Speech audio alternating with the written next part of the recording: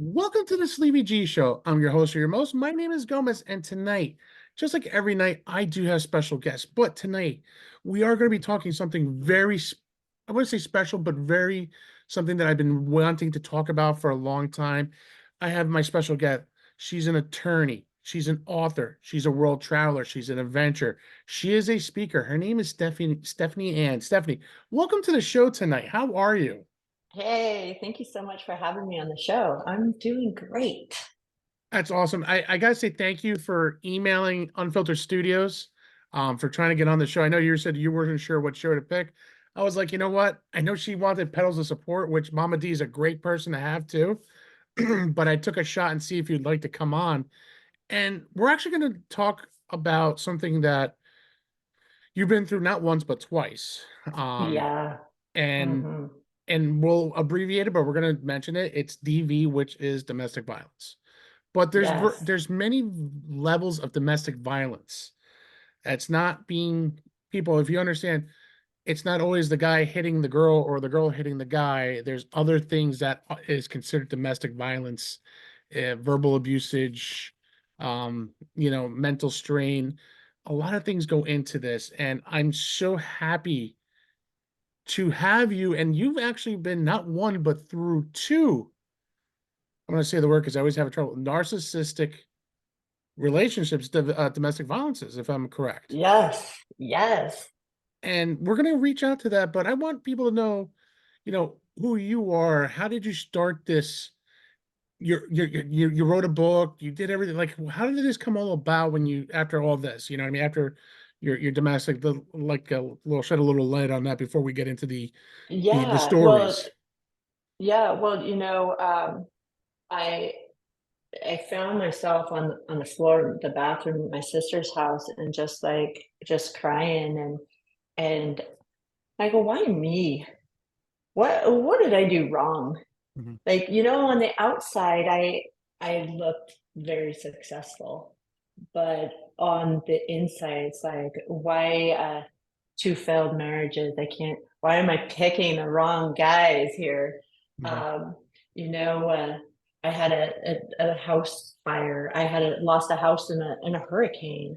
I had a baby born with an extremely rare genetic disorder, and then my husband's ex-wife died of COVID and left us with three boys. And so, I had like six boys, all under the age of 14, and like all this stuff. I'm like, what's going on here? Yet, in that moment, I could not see past all this pain and suffering that had engulfed my life for so many years. And I had lost my eyesight as well. Oh, And so wow. I'm at my sister's house, I can't see. And it was like I felt the divine was saying to me, Stephany, you're not seeing your story through the right lens. I physically couldn't see my story. I metaphorically could not see my story because I'd been stuck in this victim mode for Mm. so long. And for me, the big shift came when I shifted my perspective from why me to for me, letting go of this victim mindset and then really becoming the star of my story. And so my journey post two divorces is me rising to be the star, to be the hero of my story, and to create this new, most beautiful, authentic life with me and my children. That's amazing. Now you said, like, and I said before, you've gone through two divorces. Mm. Now, how long was if you don't mind me asking, Yeah, no, ask anything. how long was your first marriage, if you don't mind? So I was married for 14 years. And within those 14 years, so, you know, when you look at domestic violence, so my background is in domestic violence. In fact, I won the governor's award for my work in domestic violence. Oh, wow. And Congratulations. yeah, thank you. That's huge. So, but this was like 20 years ago. And so if you think 20 years ago in the 90s and early 2000s, Mhm. domestic violence at the time was really just focused on physical violence. Yes, it There was. wasn't a lot of talk around what about psychological and emotional abuse. And so for me, Yeah, I worked at the prosecutor's office. I worked with a lot of victims. I would get frustrated, like, oh, it's so hard to prosecute these cases because the victim Right. would recant the next day and all this stuff. And again, it was physical. There had to have been some physical violence, like a Mhm. touch, a battery, you know. And so when I got married, he wasn't physically violent. And so then it's just subtle. Mhm. So what happens is, so I talk about narcissistic abuse because both my ex-husbands were narcissists, Mhm. and they're both different too. My first husband was a covert, my second husband an overt. So narcissists, remember back in like middle school when you had to study Greek mythology, you learned Yes. about like one of the people we learned about was Narcissus. He was the man who fell in love with his reflection, and he Mhm. died at the staring at himself. He was so in love with who he was, Mhm. right? So to be considered a narcissist, you have to meet several traits. They have this grandiose sense of self-importance, this preoccupation with unlimited power, wealth, beauty, you know, whatever it is. They Right. basically think that they are a demigod here, and all women and all men want them. They I can only wish on my side. I'm thankful I got one woman. right. And they have this excessive need for admiration and adoration and attention. Like they want that attention and approval. They want you to fawn all over them, and they will exploit you to get whatever it is they can get out of you. They will manipulate. They will do whatever it takes to get what they want. They're self-centered, and it's just about them. But Mhm. now you would say, okay, well, based on all that, they must be very secure. They must be very confident.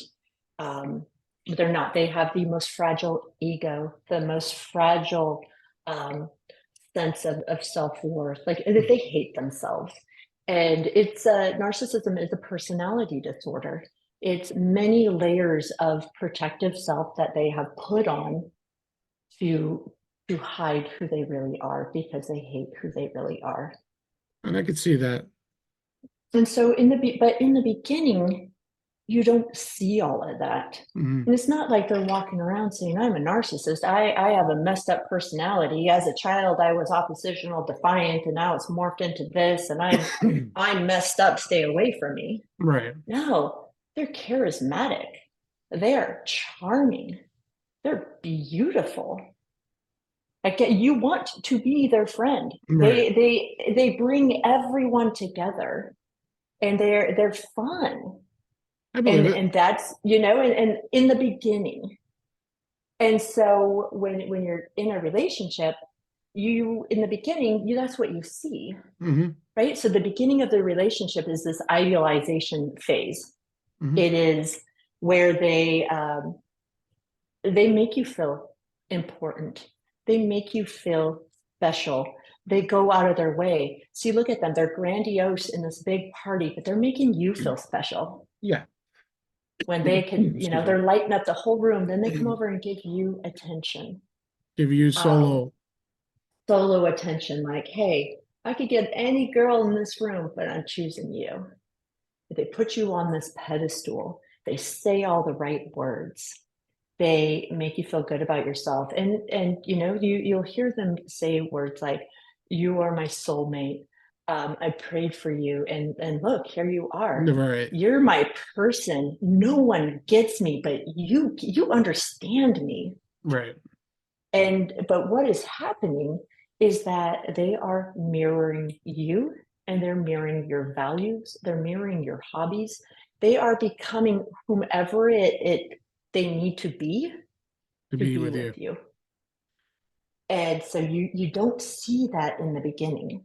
No, it's you're like love struck almost, like the Yes. attention goes right to them. And that's hard for guys who are not narcissistic like myself when you're telling people how you are and who you are. And that's very difficult. I mean, I'll even say my age. I'm 44 now, you know what I mean? But when in my 20s, it was not easy dating, even in my teens, because Mhm. you know, but my teens was a little harder though, but I was always playing sports. You're playing, I'm playing football, wrestling, track. You're part of a team. You have that little swagger, and that's a difference. You know what I mean? Like you have that little swagger in high school, but when you leave high Yeah. school and you're in college, you're like, holy shit, it's a different world. Like Oh yeah. you don't realize, like people don't realize it when either if you don't go to college or you do go to college. I unfortunately, and not unfortunately, I went to a community college for a year and a half, and unfortunately my father passes, so I had to make a choice. Yeah. I had to grow up a lot sooner. I didn't get the chance to go out Go and party and party get hard. crazy. Yeah, I mean, I went to bars, don't get me wrong, with a couple friends here and there, but I didn't go to college parties, do cake stands, I didn't get the chance to do any of that. I had to make a Yeah. choice. And I remember I was 21 at the time, and I have older friends. All my friends were a lot older. So there was one time there was a interesting woman. She was very attractive, and I'm just like, wow, like I'm not the type of guy that's gonna get a girl like that. And I know that. You know what I mean? So I had very low. I didn't trust my game at that time when I started hanging out with the adults. My Yeah, the right? but I remember her. She's telling me, she goes, "Why do you think you couldn't get a girl like me?" I go, "Well, it's very simple. You're 27. I'm 21. There's a Oh, there's a 6-year gauge gap difference." But I did like her a lot, but also I wasn't ready to settle into a relationship either. hmm, I'm still trying to figure out who I am at 21, turning 22, because absolutely. that's when my dad passed away. So, a lot of that stuff happened, and I'm just like, so I had a lot of shitty runs, I'll say, for as long as I lived, of girls. Hmm. Luckily, Match.com somehow worked, and I never looked back. You know what I mean? Oh, right on. So it's difficult for guys like the nice guy, like who is officially a nice guy, not a Yeah. narcissistic son of a bitch. I should excuse my language, but you think about the people who do have a job, who do work hard, who do things the right way. Not and I do it harder because I want to impress somebody, but I also want them to know, like, I will be there. I'm not a Yeah. bullshit artist like some people are, like people Yeah. getting duped. I have a great example of domestic violence in the early 90s, not with my parents. It was actually a friend of mine's parents. Um, Mother and father, they were divorcing. Unfortunately, he by law was able to go back to his house, in the state of New Jersey, and they had separate rooms. And he blew his light and then killed his wife Oh, dang. with a baseball Yeah. bat. Wow. To this Oh, day, I horrible. it's horrible, and that's something where I learned about more about domestic violence in the early 1990s as a young kid, Yeah. not realizing what it really was meant to be.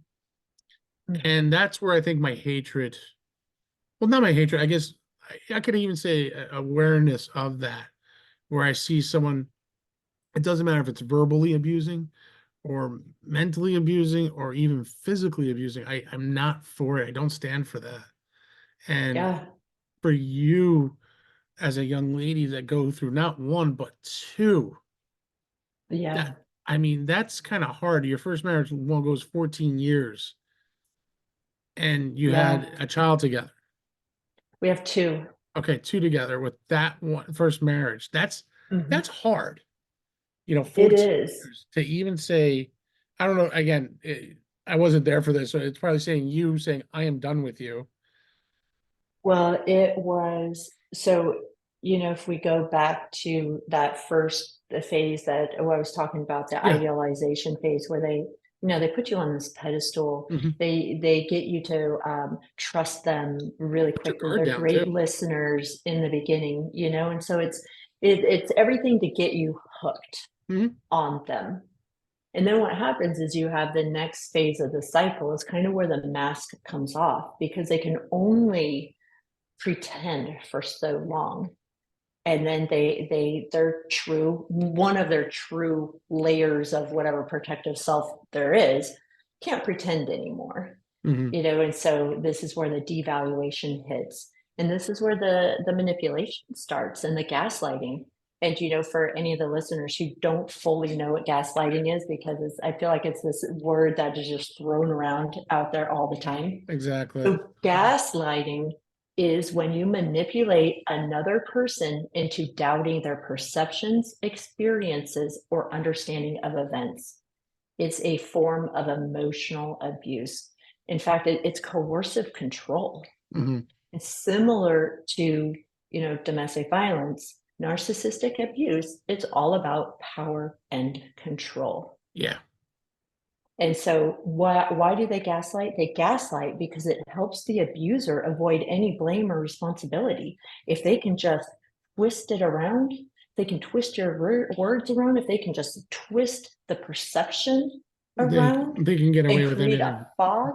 Yeah. And so, they intentionally lie and deceive to confuse you.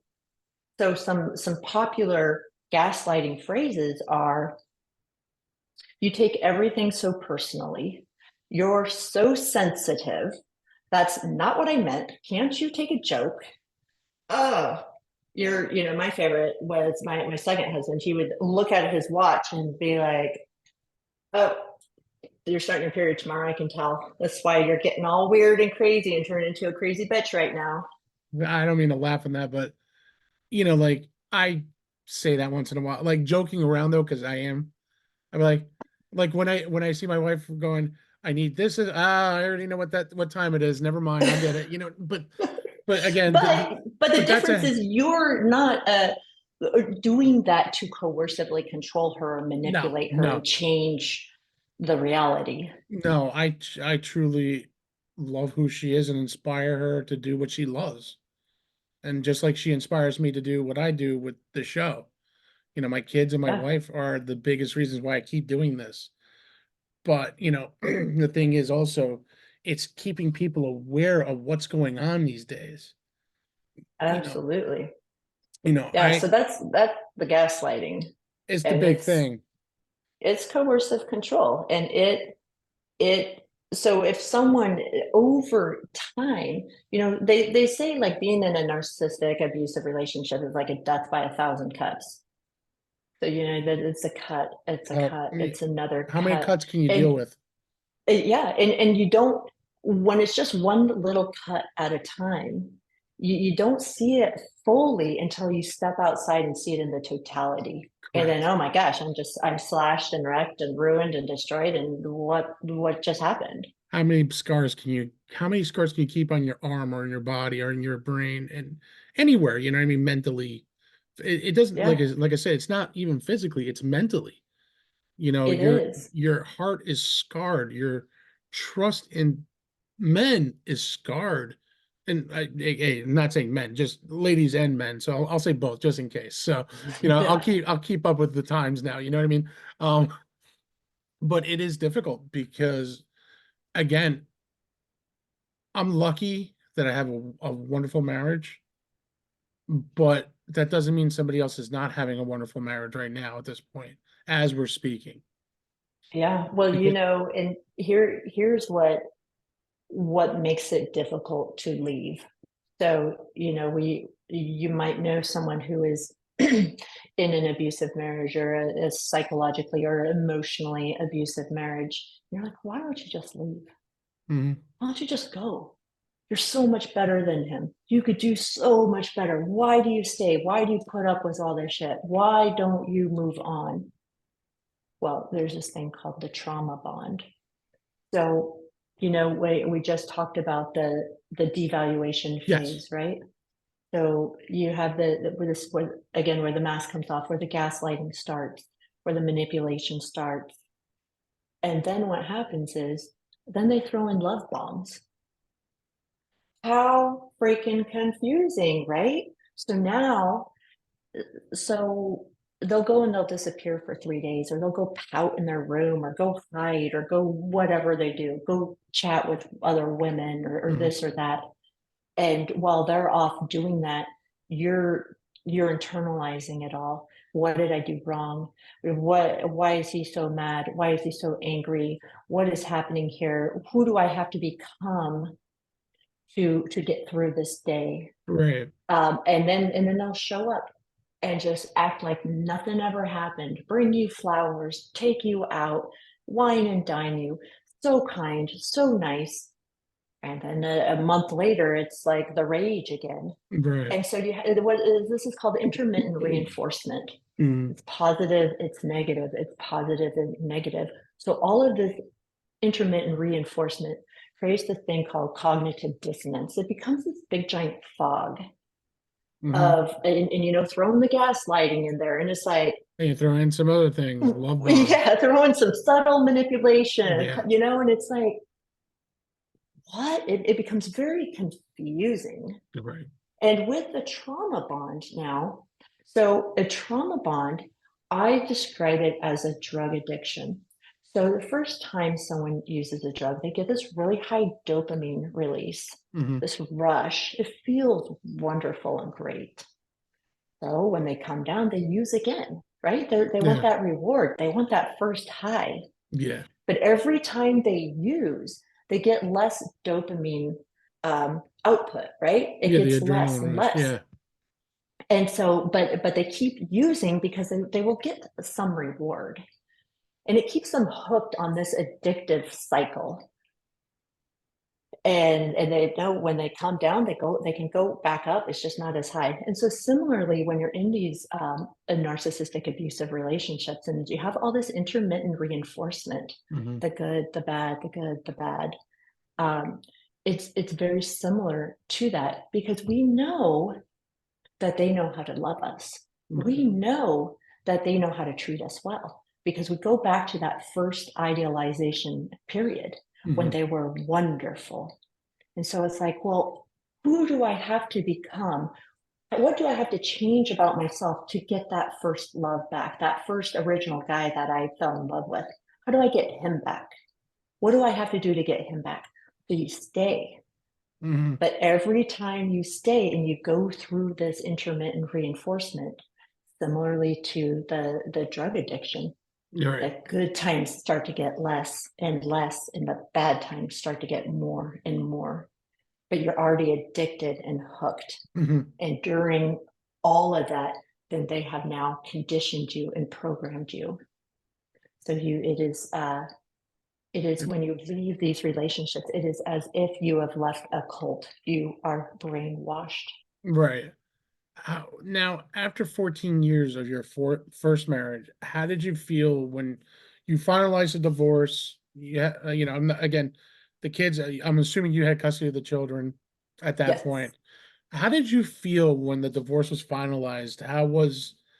I mean, your first couple of days, like, were you relieved? Were you satisfied? Were you going out into the Well, world? so my first husband, he was a cheater. Ooh, Okay. okay.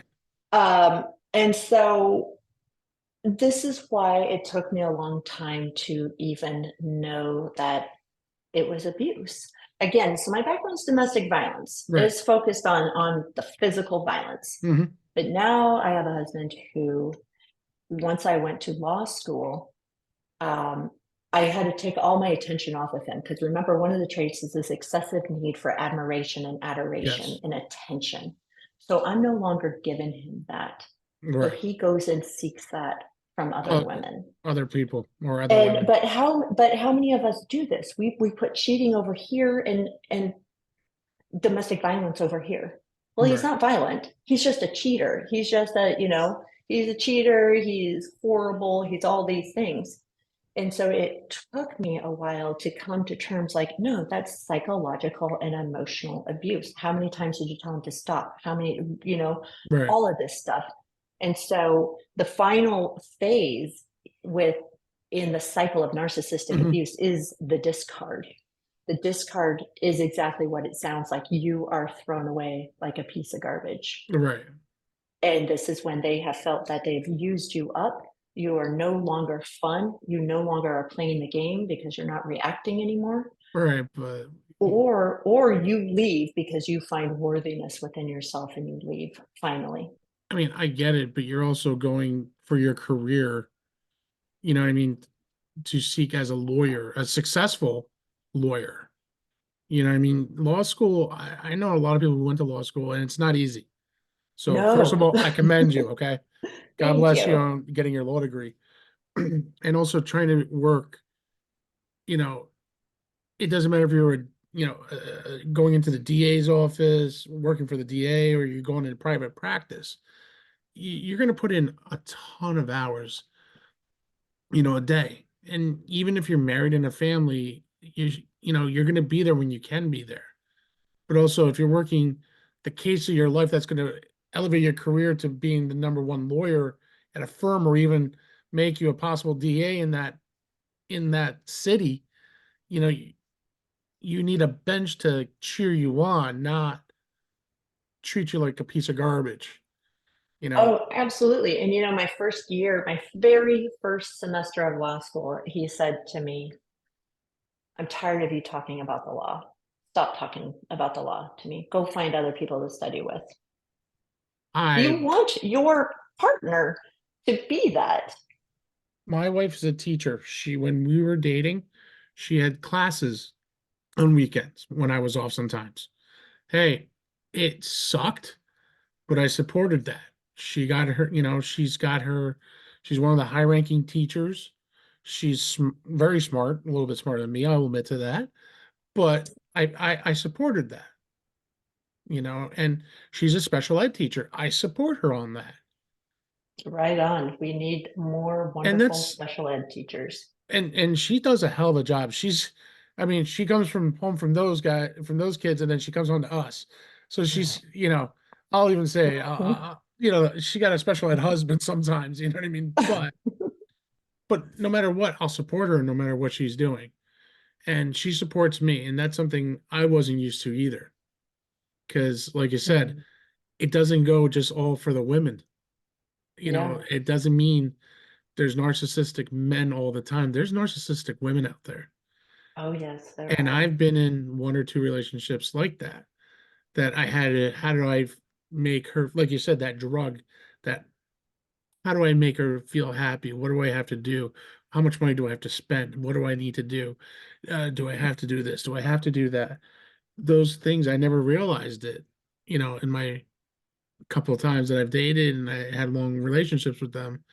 And you're like, holy shit, I got used and abused and she dumped my ass. Yeah. And then disappeared, and you're like, what? What What just happened? happened? Yeah. What And, just happened? and people don't realize it. It's just not men, it's women too. And, that's why, we're speaking both definitely you had more of experience than I have, unfortunately, when it comes to this. But I remember my younger days and even my mid 20s, mid 20s, old, younger 30s. It's like I was more afraid to date somebody because I'm afraid that I'm going to fall into that same trap again. Yeah. Yeah. And until we heal those wounds, and Mhm. until we learn those lessons, we continue to repeat those Yeah. patterns, I and mean, we continue to call it in, until we break those patterns, and it's done. yeah. And people don't realize it's not easy to break pattern, like you said. You're Yeah. used to it, but then being thrown out, like you said, discarded is the best word, Yeah. but and also feeling left out, your heart's broken.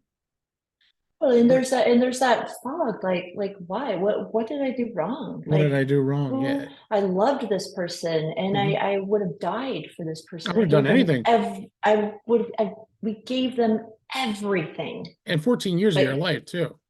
yeah, well, but and a lot of that is the trauma bond Yeah. talking, like, but for me to go back to that question, when the divorce was finally finalized, so it Mm. it took about 4 years to get divorced. Oh wow. Okay. And there was a lot of frivolous other litigation thrown Mhm. in there. And then he continued to use the courts to further abuse, because again, it's power and control. Right. And this is what they'll do.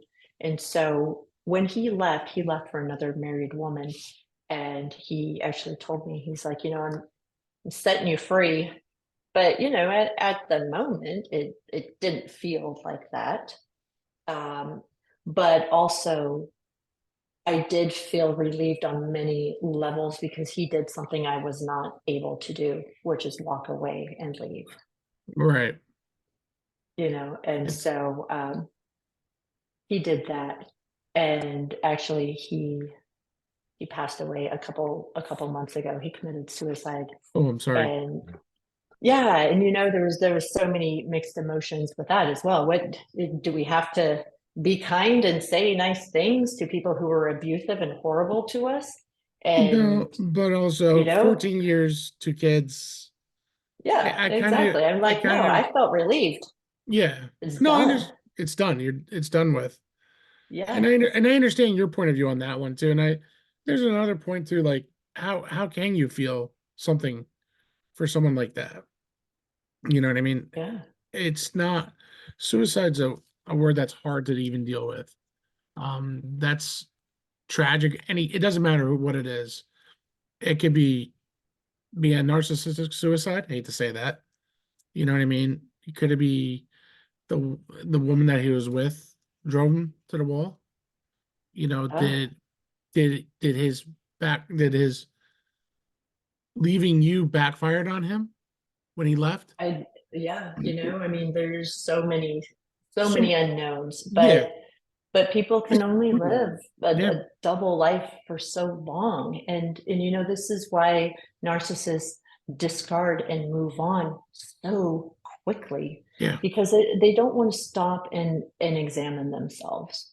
no, It is much easier to just throw another protective layer over, protect themselves, move on, pretend like you never existed, and move on. And yeah, that's what they do. But when they start to become aware, mhm. or or to or the guilt starts to catch up, and they, instead of putting another layer on because maybe they've been working through things, Right. um and I didn't want him to end that way. But for me, it's like, well, finally I am free. Yeah, I understand where that comes from. That and I respect that 100%. You know what I mean? And I feel bad. The ultimate people you're gonna feel bad for is the kids because they're Absolutely, not gonna have their absolutely. father anymore.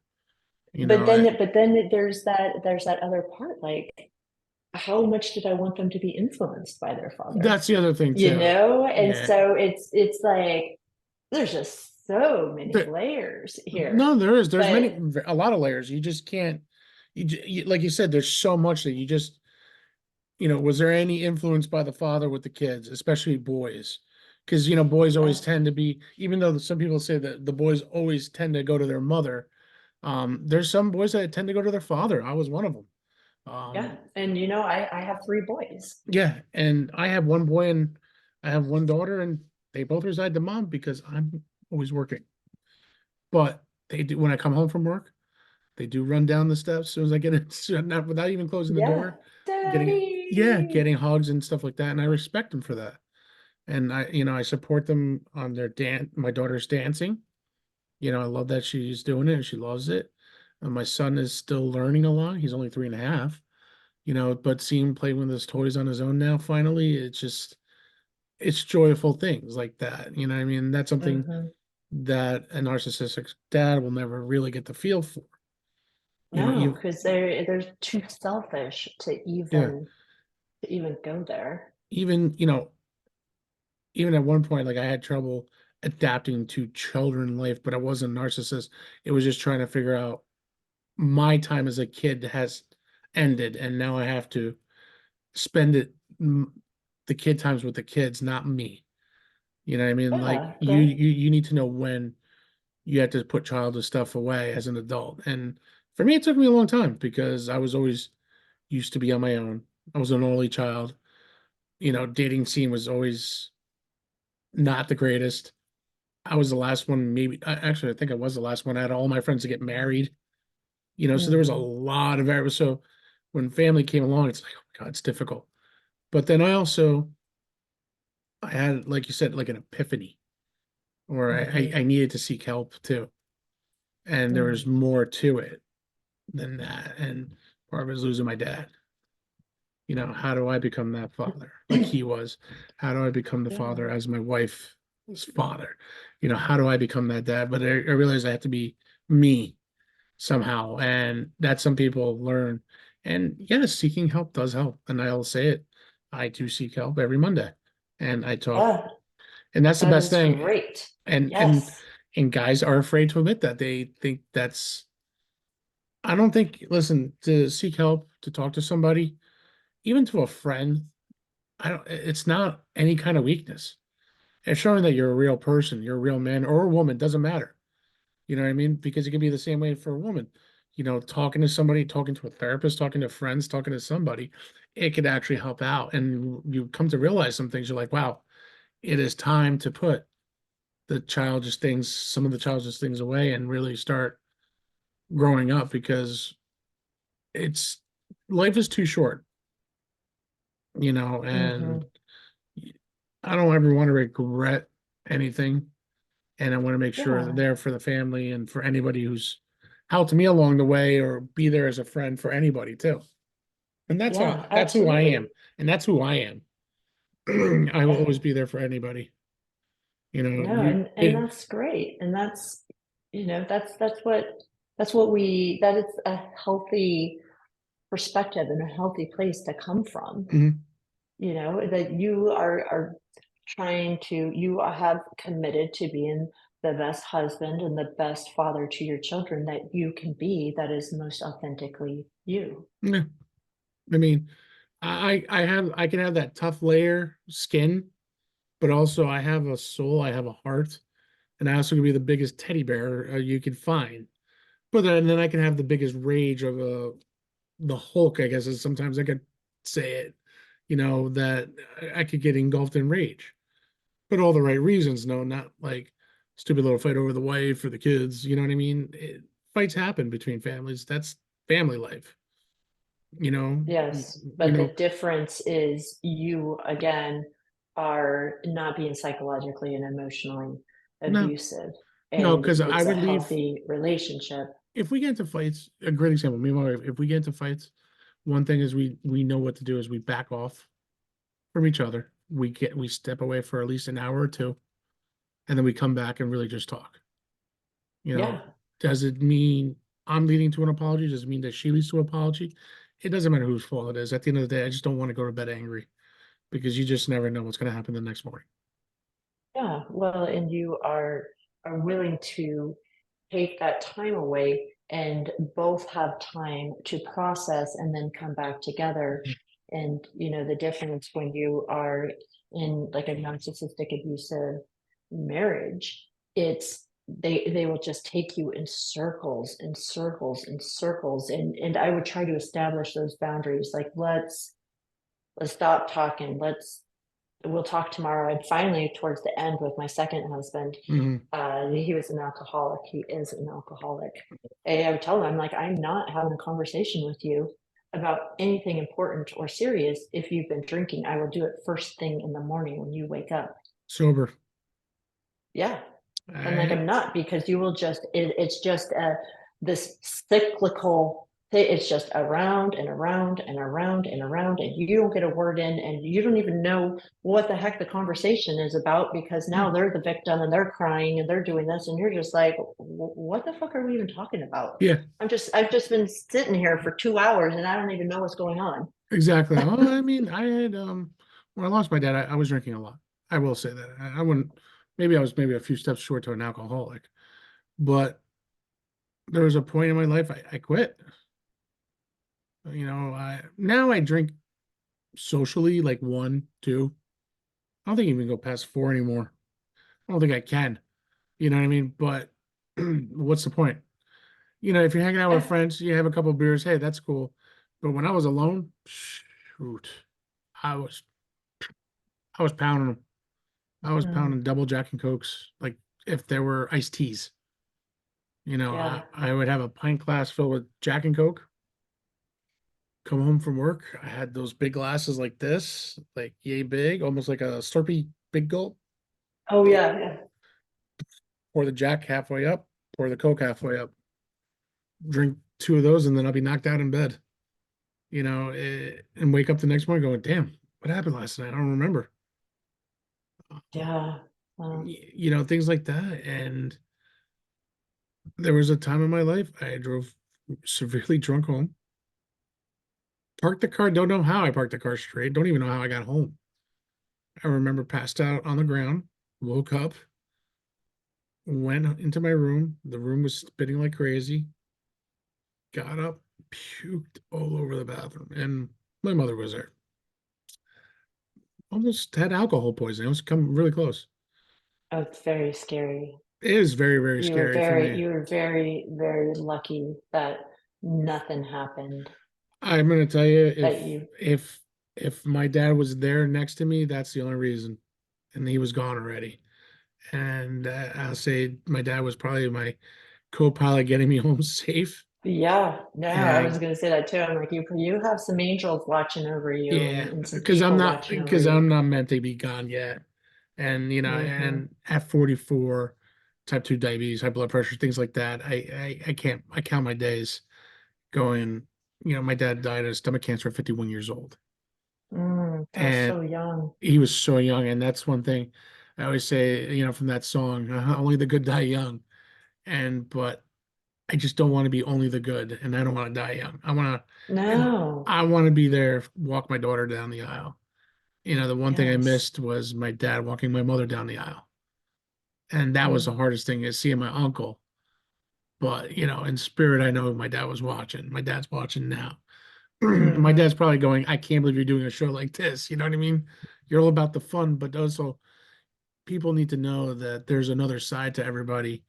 And awareness does have to be raised on domestic violence, domestic abuse, narcissism, things like this. And it's hard because, like yourself, you're more of a pro than I am on this, because you went like through two of them.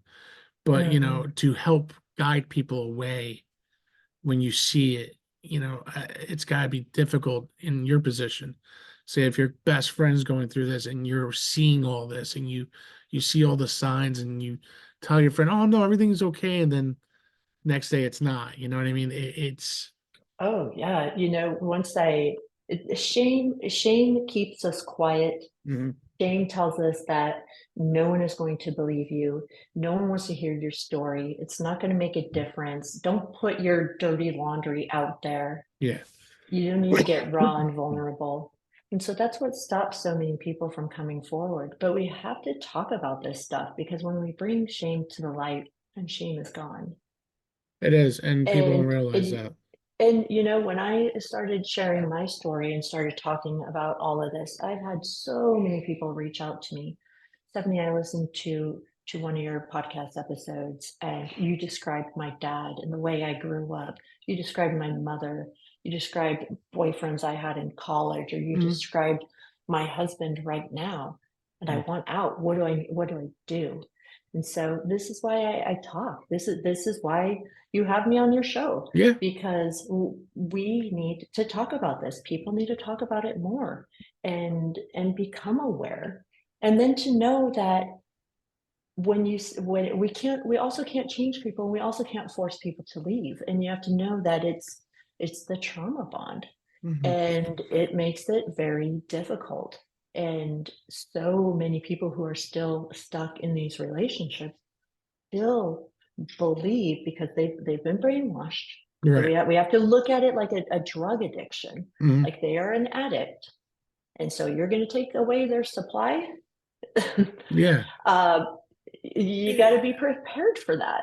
you And do. so it's we us who loves the narcissist, we try to change them, Hmm. and we become the ones who become changed. Right. And but you can't love a person enough to get them to change. only they can change. And that's similarly to leaving the relationship. We can all see it. And I do have some very dear friends who are, they just don't see it. And I can see it. And it's Right. like, oh, my heart breaks for you because you are an old version of me. And that's something you're trying, I could say you could probably drop little hints saying, hey, you know, Oh, I you're, do. I believe But it. But yeah. sometimes, like you said, is that bond, that thing, that shame. And if someone told me that, I'd be like, "Hey, what are you talking about?" And then it would take me a little bit to realize, you know what I mean? All right, maybe they're right. Maybe I should talk a little bit more about that with you or with anybody. And Mhm. sometimes, friendships could be lost because of that, or friendships could be stronger because of that. Absolutely. Yeah. Because, Yeah. you know, there's things like that you just don't realize. And I mean, like myself, no one ever told me about one of my ex-girlfriends, how narcissistic she was. It took me a while to realize it. It took me almost 7 months, to be more honest. It was the one Yeah. night I had an opportunity to go out with friends. Well, well, we can go to this restaurant any time of the day, any time of the week. There's an opportunity to go to a game that I've never been to, and I'm asking nicely. Well, no, I'm like, then that's it. I'm done. I actually walked away. I said, Wow. Good for I said, you. find yourself another idiot. I'm done. And that's Yeah. when, and my friends said, wait a minute, you left? I go, yeah, I left her because I wanted to go out with my friends. Well, the relationships they're burdens. They're draining. They're Hmm. exhausting. It should be a two-way street. Exactly. You should, when you're in a relationship, you should have a partner. It shouldn't be one partner doing everything Yeah, and fawning over and what can I do to make your life wonderful while I put my life on hold because my life is nothing and I'm yeah. here to worship you. Great example. My wife, she has more friends than I do now, but it's because I work a lot. But she's got friends that she's been in touch with. I'm going out. Okay, no problem. I'll be with the kids. Yeah, You know, I love that. no problem. All right. She'll text me, check on. Kids are fine. We're all having a good time. Hey, we just ate pizza. We're all doing good. We're watching now a movie. They're gonna be in bed soon, so don't worry. Hey, do you want to go out? Yeah, I don't know who to go out, hang out with. You know what? I'll go out by myself. I'll go to the golf range. I'll go to the gun range. I'll do something, that keeps me occupied, or go to a hockey game with friends, or, hey, I'll go to a bar for an hour by myself, catch a game, eat some wings, you know, and it's a two-way street. Yeah, There's some nights like, absolutely. golfing season's coming up, I'm like, hey, I want to go golfing. See you later. No problem. I'll see you when I get home around 6 o'clock, or hey, can I go? Or can we swap out? Can we do something where I'm doing this, you're doing that, and or what's going on for date night? What are we doing? What do we want to go out? You know what I mean? Things like Yeah, that. And I think that's so important in a relationship these days because COVID happened to us. People were stuck at home, especially in narcissistic relationship. Doesn't matter again if you're a man or a yeah, woman, yeah. you're going through a lot of shit, especially COVID. I felt like COVID was either you were making a ton of kids or there were a ton of divorces, or you're It spending was, spending a lot of money revamping your house. You know what I mean? yeah, like, That's what I was looking at COVID. I got injured during COVID, not the easiest time. I actually had a son born in COVID, not an easy time. It's you're a lot of learning curves. My daughter was born way before COVID even hit us. So her life was pretty damn good until COVID hit us. So it's yeah, just right. challenges. I mean, even now, I'm not a big politics guy. I never will be, but times are just getting rougher and rougher for everybody.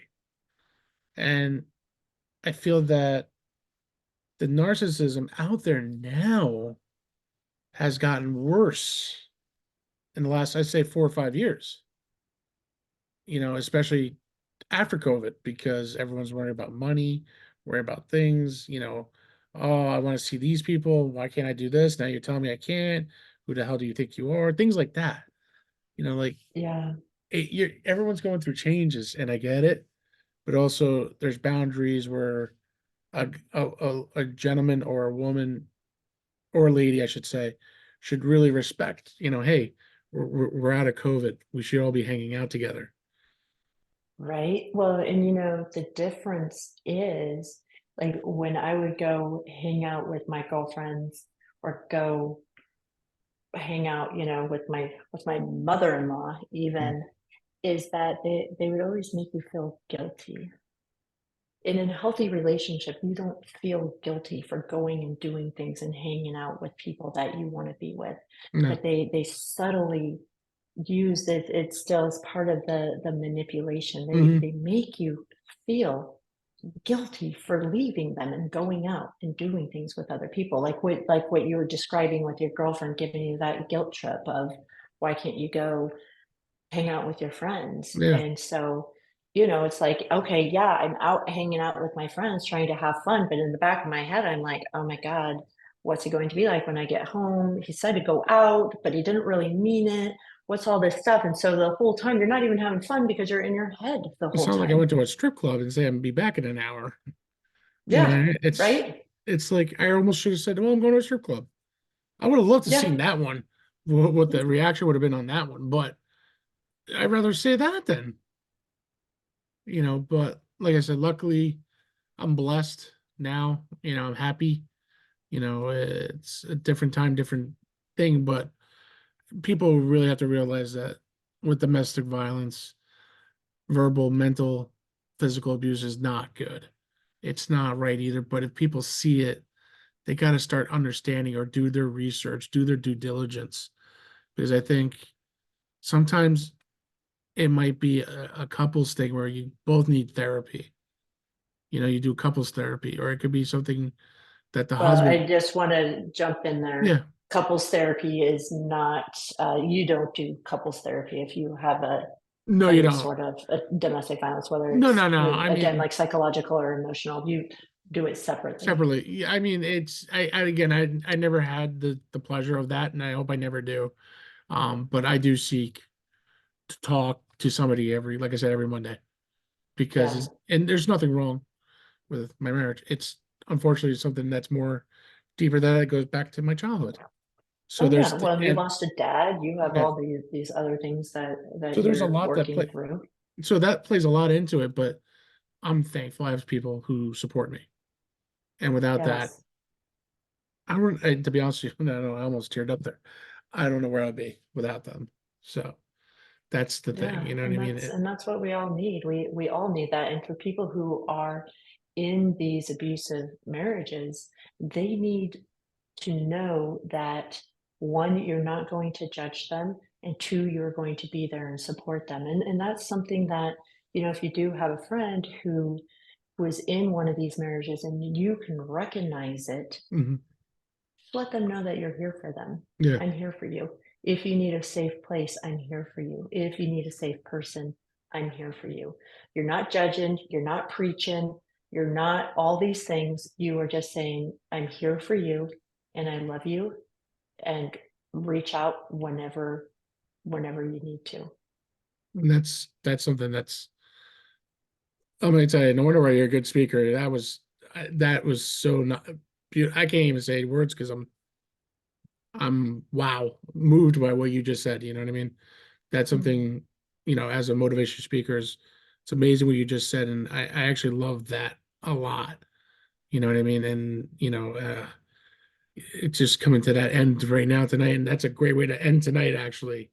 And so, we just touched on a lot of great stuff tonight. And I got to thank you for coming on and really not even supporting, more raising awareness for the domestic violence part. And, hopefully in the future, if you'd like to come back on ever to talk again, or, you know, said, even if you know somebody who'd say, hey, we got somebody I want to like to be there with her to talk about this, I'm always Yeah. welcome. You reach out to me. I'll definitely have you back on because there's always people that need to be more aware. And I like to raise awareness on this. And, we're definitely, Yes. I think this is going to be a good thing, you know what I mean, for the future for you and maybe even me to help out a little bit in my part Yeah. as No, I would love to. And there's just so much to unpack and so many things that we yeah. could we can still talk on. Oh yeah, And without a doubt. And yeah, that's definitely. definitely, we'll definitely keep in contact because again, just the knowledge of what you just said, and thank you for sharing your story too about your marriage and the kids, and you know how strong you are as an amazing woman right now. That's a great thing, and you're Thank you. doing some great things. And I really appreciate you coming on tonight. Before we do leave, can you let the guys know where they could, not the guys, I'm sorry, let everybody know where they could actually find you if they need to reach out, ask questions or anything? Yeah, so right now I'm only on Facebook and LinkedIn, and LinkedIn is kind of where I put all the podcasts. I have all the stuff I'm doing Mhm. and stuff I'm there. Um, I have decided to take this year off. I'm working on a series of books right now, Okay. and hopefully I'll have some sort of little course or something up soon. My ex-husband's death kind of threw me off, and like I'm just holding space this year for my boys and Which myself. I respect that fully. So, definitely we'll keep a lookout on that. Yeah, Again, please, we'll definitely keep in touch. Definitely like to have you back on and talk a little bit more. Definitely raise awareness for more for future shows and future people too that that actually will attach to the show. So thank you again for your time. It means a lot to me and actually all my viewers and listeners to really take the time out and really tackle this a little bit tonight, especially from your own personal views too. You know what I mean? A lot of people don't realize. I was very taken back and very stunned on some of this stuff because I just wouldn't know how to react. And mm-hmm. listening to you was very, very knowledgeable. You know what I mean? In this, and I took a lot in today, and I'm actually just I'm still like, wow, like in a good way. You know what I mean? Like this was such a great episode. Like I really Yeah, cannot wait for people to listen to this. I'm really excited. awesome. So, Me too. so as Well, I end my thank you show, so much for oh, having me on your show. I really It's an appreciate you taking the honor. time out. No, definitely. I appreciate you taking the time out too. And everybody, I will have her LinkedIn on on my feed, so you can reach out to Stephany and ask her questions. We wish you the best this year. Good luck with the book writings and spending time with your boys. I thank you again. And as always, guys, as we end the show, it's nothing but love, peace, and happiness. Good night, everybody. We'll see you soon.